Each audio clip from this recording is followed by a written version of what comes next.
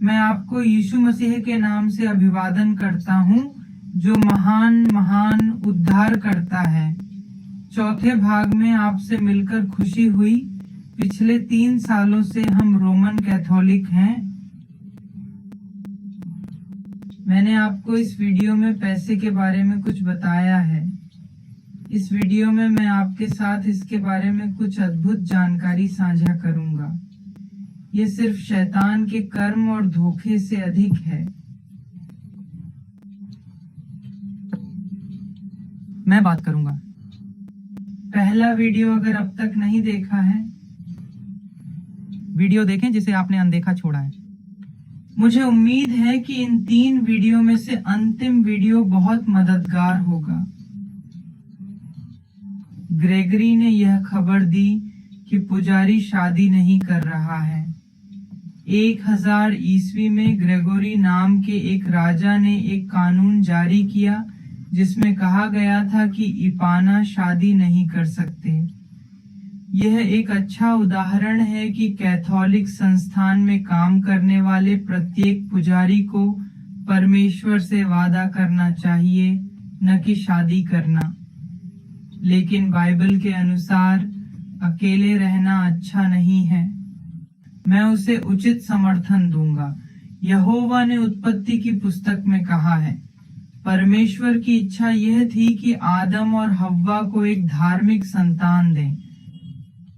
पौलुस बाइबल में कहता है, चाहे वे शादीशुदा हों या न हो, यह उनकी पसंद है। शादी करना कोई पाप नहीं है। यदि आप विवाहित नहीं हैं तो ये कोई पाप नहीं है। जब आप इसे देखते हैं, कैथोलिक चर्च में कई पादरी नियुक्त हैं। उनमें से ज्यादातर विवाहित नहीं हैं, लेकिन फिर भी दोषी हैं। कुछ मामलों में यह एक सार्वजनिक मुद्दा नहीं है, जैसे वेश्यावृत्ति और बलात्कार। एक पत्रकार ने हमें बताया कि एक पुजारी ऐसी महिला के साथ वेश्यावृत्ति करता था। इस मामले में आप शादी कर सकते हैं। किताब यही कहती है। शादी हमेशा शादी से जल्दी होती है। इसका मतलब ये है कि शादी न करने से बेहतर है।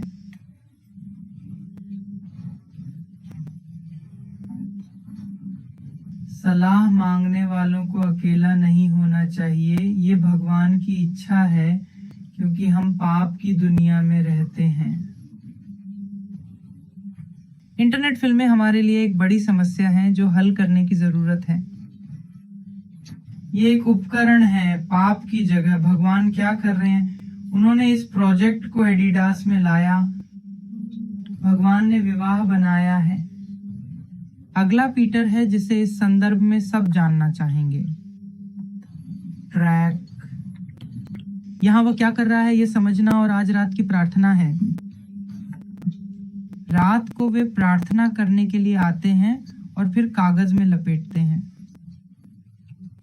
कृपया मुझे बताओ, कुछ लोग क्या करेंगे? वे कहेंगे, सेनाओं का प्रभु पवित्र है, जो था और जो है।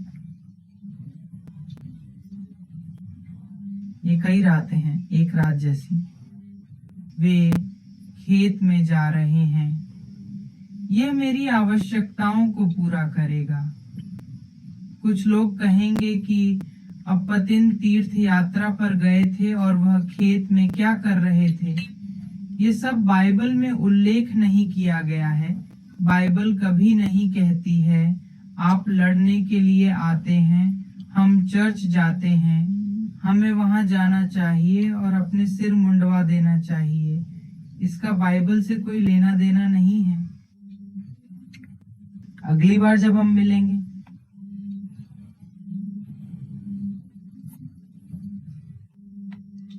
एक कानून बनाए जिसे किशन कहा जाए। पैटिंगेन ने 1100 ईस्वी में पुजारी की समस्या का समाधान किया। शक्ति है। पैट कैर को दूसरों के लिए न्याय का अधिकार है। रोमन कैथोलिक कानून इस बारे में अलग तरह से देखता है, लेकिन जब आप बाइबल को देखते हैं तो डर अकेला नहीं है। हम में से प्रत्येक दोषी है। परमेश्वर एक शासक है, परमेश्वर एक न्यायाधीश है और हम एक व्यक्ति के पिता हैं।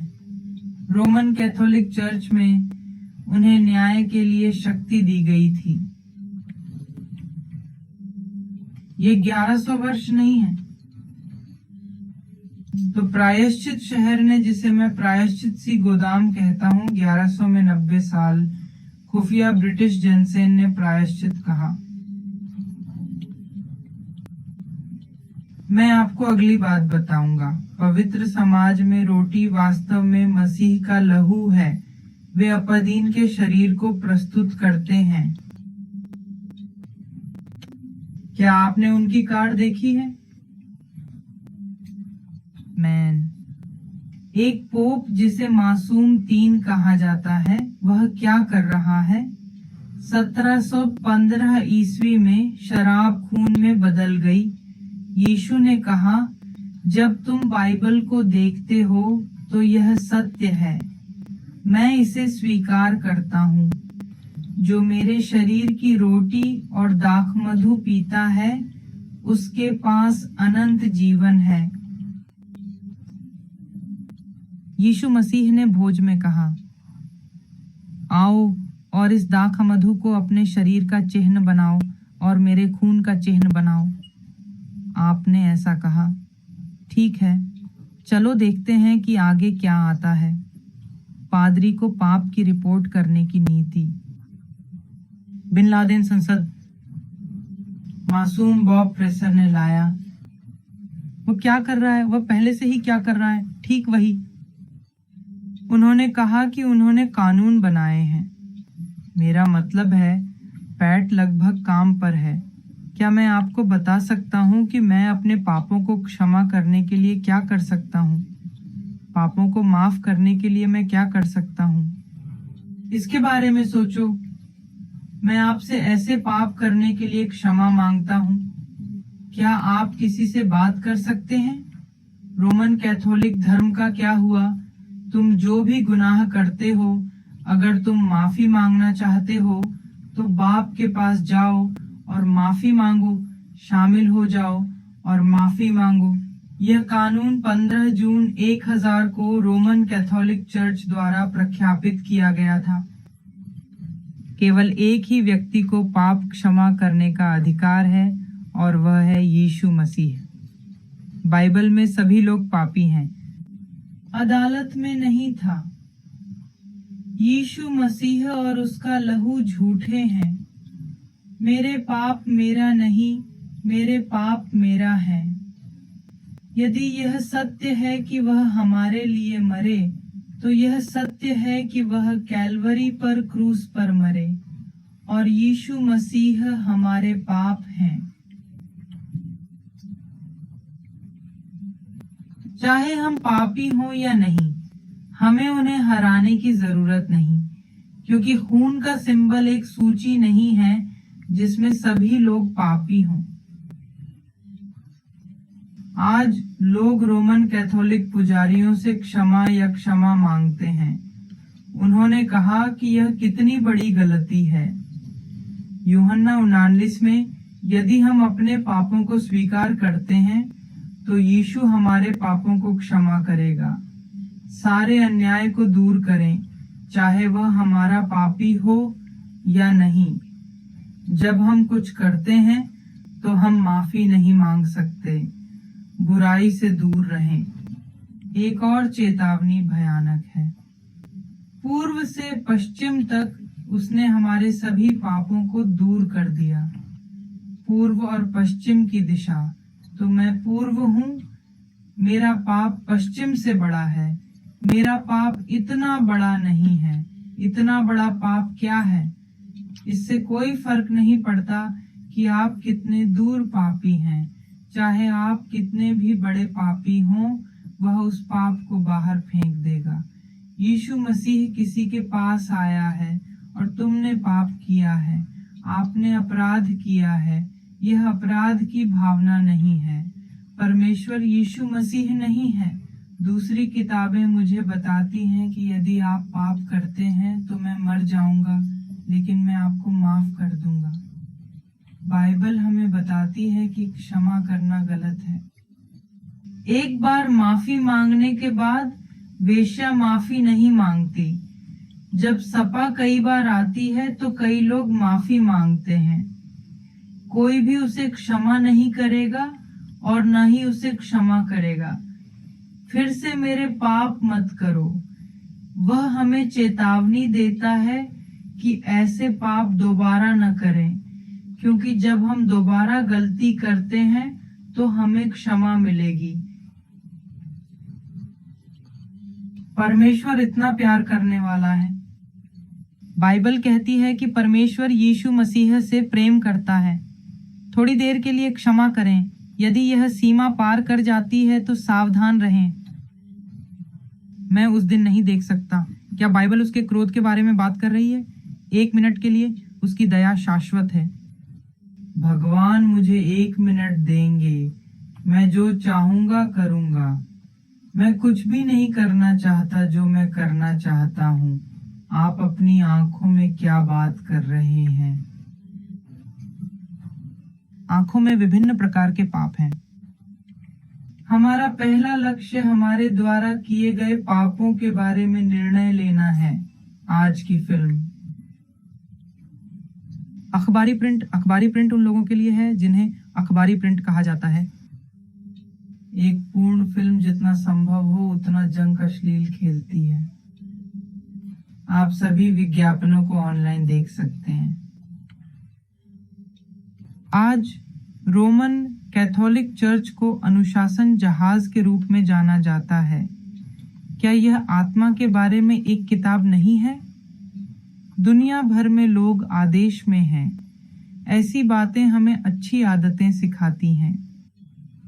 रोमन कैथोलिक चर्च हमारी मदद करने में अग्रणी है, लेकिन परमेश्वर की आज्ञा मानने में अंतिम है।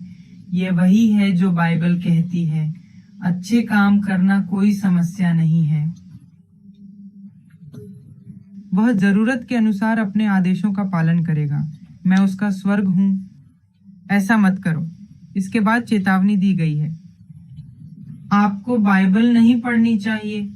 यह ईसाई ऐसा क्यों नहीं हो सकता जैसा तोमला के समय था। बाइबल आई, उस समय कठिन था।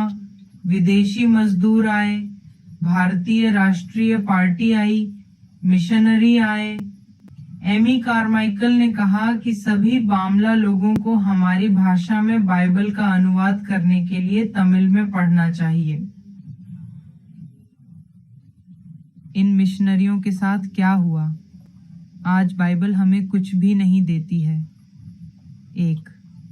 ये हुआ करता था अंधेरा। मैं रोमन कैथोलिक चर्च के बारे में बात करना चाहता हूँ। कटोरा। रोमन कैथोलिक चर्च को एक निश्चित अवधि के लिए बाइबल प्रकाशित नहीं करनी चाहिए। दूसरों को सीखना नहीं चाहिए। अमीरों को गरीबों से नहीं डरना चाहिए। कुछ समय के लिए उन्हें डर था कि रोमन कैथोलिक चर्च के पादरी इसका इस्तेमाल करेंगे। अनुवाद भी हटा दिया गया है। जो लोग इस भाषा को बोलते हैं वे बहुत दुखी हैं। ये किताब एक अच्छा खेल है। ये एक कठिन समय हो सकता है। इस स्तर पर हम सब भाग्यशाली हैं। इस किताब ने मुझे भ्रमित कर दिया। उस समय की किताबें। हमारे पास सोचने के लिए एक किताब है। उस समय हर कोई सिर्फ किताब पढ़ना चाहता था। किताब नहीं मिली। टुकड़े टुकड़े हो गए। डच कानून के अनुसार मौत की सजा का अंग्रेजी में कौन अनुवाद करता है? इस कठोर कानून ने 18वीं से 16वीं शताब्दी तक मृत्युदंड का प्रावधान किया। लेकिन जब प्रकाश आया तो यीशु मसीह ने ऐसे लोगों को प्रचार करने के लिए भेजा। परमेश्वर इस सच्चाई को नहीं जानता था कि यीशु को भारत भेजा गया था। लेकिन आज अधिकांश विश्वविद्यालय, स्कूल ईसाई हैं। विदेशी ईसाई हैं लेकिन वे विदेश से आए हैं और आज उनके द्वारा बनाए गए हैं। स्कूल। मैं एक बार भारत था। क्या आप नहीं जानते कि नैतिकता क्या है? यह बाढ़ है जो आपको कपड़े पहनने या सभ्य जीवन के बारे में सिखाने के लिए आता है। यीशु मसीह ने स्वर्ग और पृथ्वी को बनाया। मैं यह नहीं कह रहा हूँ कि वह बाढ़ का भगवान है। वह सबको जानता है। उस पल उन्होंने मुझे बताया कि सच्चाई भारत के पास आएगी। जीवन को इतना उज्जवल मत देखो। एसएस सेंचू मनीचवंगा बांध और मिशनरी जो पिता के लिए काम करते थे। आज हम सामान्य हैं और जीवन सामान्य हो गया है। रोमन कैथोलिक चर्च में हुए बदलाव के बारे में बताएं। अराजकता आ रही है। ये एक ऐसी प्रार्थना है जो क्षमा मांगती है। पैट के साथ भी ऐसा ही हुआ। उसे चर्च में पढ़ाई करनी चाहिए। कोई भी बाइबल नहीं पढ़ सकता। हम सभी को रोमन कैथोलिक चर्च में पढ़ाई करने की अनुमति थी। आज आप क्या कर रहे हैं? मूर्ति पूजा महत्वपूर्ण है। यह हर जगह महसूस होता है। क्रूस पर चढ़ाए गए मरियम को पुष्पांजलि अर्पित करें, मोमबत्तियां जलाएं, छोटी लड़की के पास आएं और पूजा करें और मरियम उसके पास आएं और पूजा करें। हम जो करते हैं वह सत्य है। सत्य हमारे चारों ओर है और यीशु मसीह का हर सुसमाचार हमें बताता है कि हम बिना हार मानने के जीते हैं, लेकिन हमारे दिल वापस आते हैं।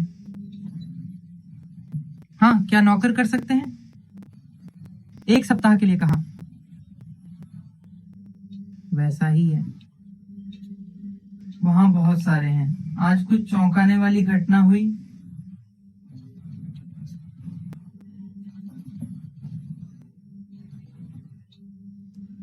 इस प्रकार रोमन कैथोलिक अन्याय परमेश्वर के प्रति सबसे बड़ा अन्याय है।